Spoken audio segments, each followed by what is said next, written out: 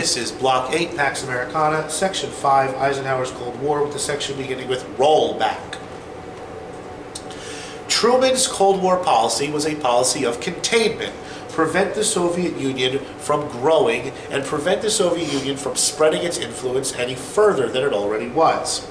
The Republican Party branded this as defeatist and immoral and futile, and that it was not enough merely to prevent the Soviet Union from growing in power, but that the United States should be rolling back communist gains. That if communists advance to a certain point, it should be the goal of the United States to roll those gains back wherever they could. Eisenhower's Secretary of State, John Foster Dulles, promised to do this, and he said this is not a geopolitical question, this is not a military question, this is a moral question.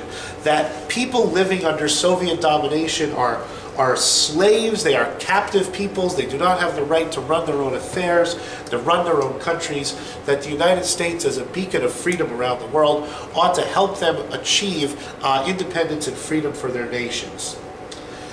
Eisenhower promises rollback, but he also promises decreased military spending. So this is, it seems on its surface, contradictory and counterintuitive. If you're going to roll back Soviet gains, how are you going to do that with a smaller military? And Dulles said it's going to be a policy of boldness. A bold policy will lead to rollback of Soviet gains.